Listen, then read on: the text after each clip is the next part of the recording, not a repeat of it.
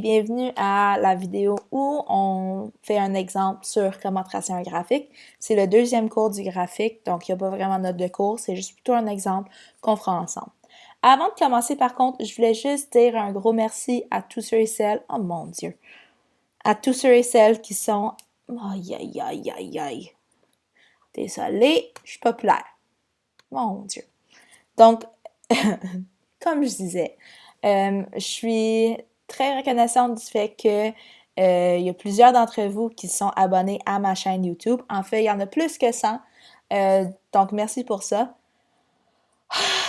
Par contre, je sais que j'ai plus que 100 élèves, donc je devrais avoir plus que 100 abonnés. Donc, je m'attends à ce que ce nombre monte un petit peu. Là, si jamais je reçois d'autres courriels, je m'excuse.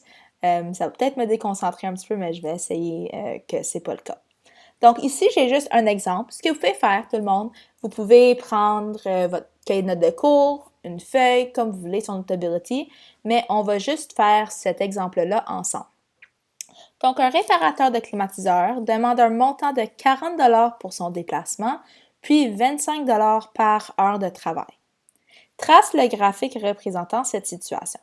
Donc, premièrement, je vous rappelle, la première étape, c'est de faire une table de valeurs.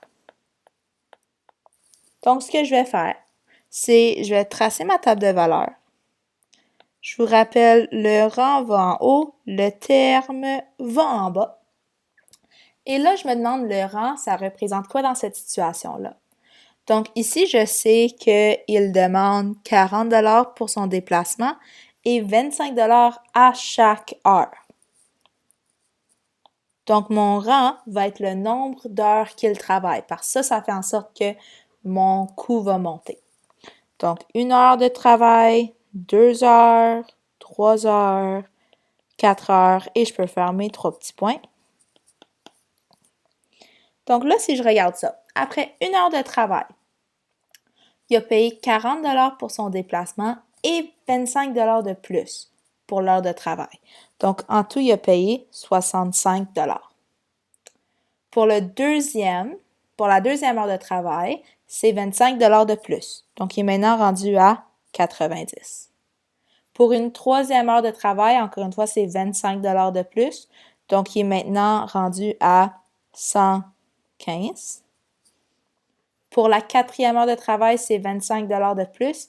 Donc, il est maintenant rendu à 140. Et je vais juste vérifier ça avec ma calculatrice pour m'assurer que je n'ai pas fait de petites fautes. Parfait. Ça, c'est la première étape. La deuxième étape, c'est de tracer ton graphique. Si on fait un examen ou un quiz ou quoi que ce soit, tout le monde, les axes vont déjà être tracés pour vous. Donc, vous ne devez pas vous achaler pour faire ça. Par contre, dans cette question-là, je vais juste les faire moi-même. Puis comme vous voyez, oh, il n'est pas droite ma ligne. Comme vous voyez ici, je fais un autre courriel. Je fais juste le premier cadran. Et là, je vous rappelle, l'axe des X, c'est mon rang. Et l'axe des Y, c'est mon terme. Donc, ce que je vais faire ici, c'est que mon rang, je vais regarder la rangée du rang pour voir c'est des bons de combien. Donc, c'est des bons de 1. Donc, je vais commencer avec des bons de 1. Je vais juste faire plus d'espace pour que ça soit un petit peu plus beau.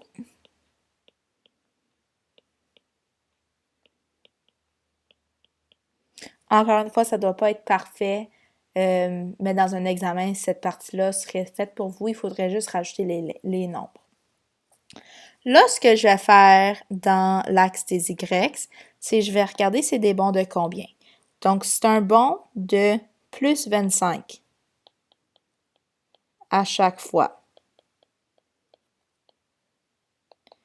Donc, mes bons sur l'axe des Y, ça sera des bons de 25. C'est juste que ça ne va pas être si précis que ça.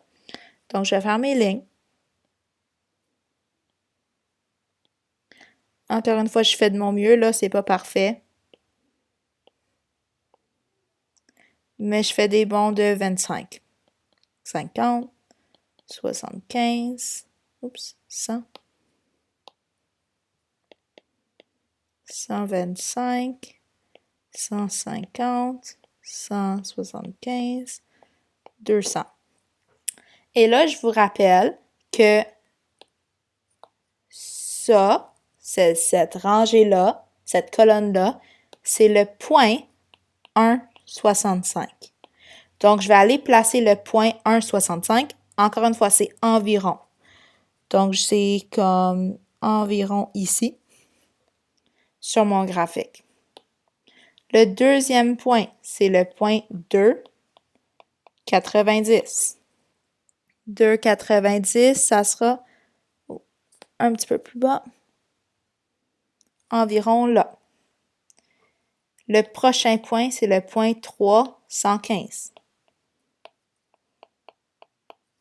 315, ça sera environ trop haut. Là. Et je peux continuer avec le point 440, mais je vais juste pas le mettre là parce que là, je vais dessiner ma ligne.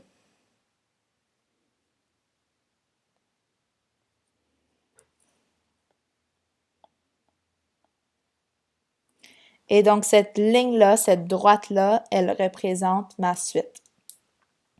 Et en gros, c'est ça. Donc, la ligne n'est pas si importante que ça. Tout le monde, vous pouvez juste faire vos points, mais des fois, ça vous permet de voir ça s'en va dans quelle direction. Et c'est tout pour ça. Donc, en espérant que ça vous a aidé, on se revoit bientôt tout le monde. Bye!